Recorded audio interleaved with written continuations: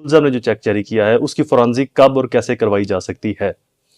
बहुत इंपॉर्टेंट चीज है जो जिसको मैंने अपने बहुत सारे ट्रायल्स केसेस में और बेल केसेस के अंदर एप्लीकेबल किया और बहुत सारे इसके बेनिफिट भी हासिल किए। अस्सलाम वालेकुम फ्रेंड्स, कैसे हैं आप सब? I am sure all are fine. This is Mubashir Iqbal Chauhan, advocate high court. बहुत इंटरेस्टिंग टॉपिक है आज हमारा। 489F चेक एफआईआर में आपने जो चेक जारी किया है, मुलज़म ने जो चेक जारी किया है, उसकी फोरेंसिक कब और कैसे करवाई जा सकती है। बहुत इंपॉर्टेंट चीज है जो जिसको मैंने अपने बहुत सारे ट्रायल्स केसेस में और बेल केसेस के अंदर एप्लीकेबल किया और बहुत सारे इसके बेनिफिट भी हासिल किए।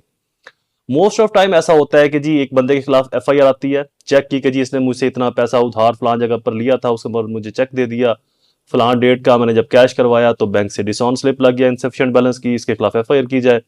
उसके खिलाफ एफआईआर हो जाती है मुलज़म के अगेंस्ट, मुलज़म बेल लेने के लिए जाता है, बेल रिजेक्ट हो जाती है। आमतौर के ऊपर हम उसकी सिंपल बेल फाइल करते हैं, बेल रिजेक्ट होगी, मुलज़म गिरफ्तार हो गया, फिर उसका ट्रायल शुरू होता है। हमेशा याद रखिएगा कि अगर आपने चेक दिया है और उस चेक के ऊपर आपने डेट नहीं लिखी, उस चेक के ऊपर आपने अमाउंट नहीं लिखी, क्योंकि 90% जो केसेस मैंने किए हैं अब तक उनके अंदर सिर्फ मुलज़म के साइन होते हैं और उसे ब्लैंक चेक ले लिया जाता है ताकि बवक्त जरूरत इस पर अपनी मर्जी की रकम भरने के बाद हम मुलज़म के खिलाफ इसको तगड़ी एफआईआर करवाई जाए। इसका यही पर्पज होता है। और डेट खाली इसलिए रखवाई जाती है कि जब हमारे इख्तलाफात शुरू होंगे उस वक्त डेट डाल के हम चेक डिसऑन करवा लें। वक्ती तौर पर तो इसका बहुत फायदा होता है, लेकिन जितने भी कॉम्पिटेंट लॉयर हैं जो मेरी तरफ फाइनेंस क्राइम की एक्सपर्टीज के अंदर प्रैक्टिस कर रहे हैं, वो समझ जाते हैं जब क्लाइंट उनको बताता है कि जी हमने इसके ऊपर अमाउंट या डेट नहीं लिखी थी, सिर्फ साइन उन्होंने करवाए थे और चेक हमसे ब्लैंक ले लिया और अपनी मर्जी की अमाउंट लिख ली। ठीक है, स्टार्ट में आप एक अच्छा खासा प्रेशर बिल्ड कर लेते हैं अक्यूज पर, लेकिन with the passage of time इसका नुकसान भी होता है। मैं क्या करता हूं आपको बताता हूं। इनिशियली मैं एप्लीकेशन देता हूं आईओ को, जब हम बेल फाइल कर देते हैं या जो भी उस वक्त का करंट स्टेटस होगा। अगर आईओ रिसीव कर ले वेल एंड गुड है, अगर आईओ रिसीव नहीं करता तो उसके बाद मोस्ट इंपॉर्टेंट जो चीज मैं करता हूं वो ये कि मैं कंसर्न मजिस्ट्रेट साहब को चेक की फ्रांसी के लिए एप्लीकेशन देता हूं।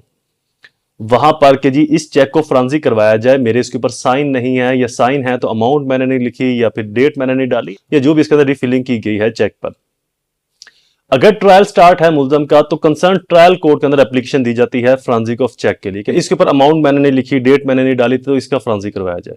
तो वो एप्लीकेशन ऑनरेबल मजिस्ट्रेट साहब या ऑनरेबल ट्रायल कोर्ट एक्सेप्ट करती है, उसका फ्रांसी करवाया जाता है।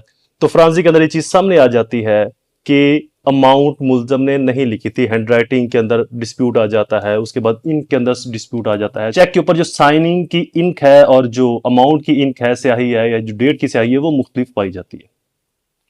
तो जब भी अगर आपने ब्लैंक चेक दिया है तो उसकी फ्रांसिक जरूर करवाएं, चाहे कंसर्न आईओ को बोलकर, अगर वो नहीं मानता तो कंसर्न ऑनरेबल मजिस्ट्रेट साहब को, या फिर अगर आपका ट्रायल स्टार्ट है तो ट्रायल कोर्ट के अंदर ये एप्लीकेशन आप जरूर फॉरवर्ड करें कि जी हमारे इस चेक की फ्रांसी करवाई जाए। ये चीज आपको बहुत बड़े नुकसान से बचा सकती है और हत्तुल इम्कान आपको ट्रायल में से बरी भी करवा सकती है, अगर आप इस फ्रांसी की स्ट्रेटेजी और फिर उसके बाद आप अपने ट्रायल या अपने केस की स्ट्रेटेजी को इस तरीके से आपस में कनेक्टेड करते हैं कि आपके जो क्वेश्चन है क्रॉस एग्जामिनेशन के अंदर, आपका जो डिफेंस है 342 की स्टेटमेंट है और जो चेक की फ्रांसिक है, इनकी जो स्ट्रेटेजी अगर आप मैच कर जाते हैं तो आप केस को विन कर सकते हैं।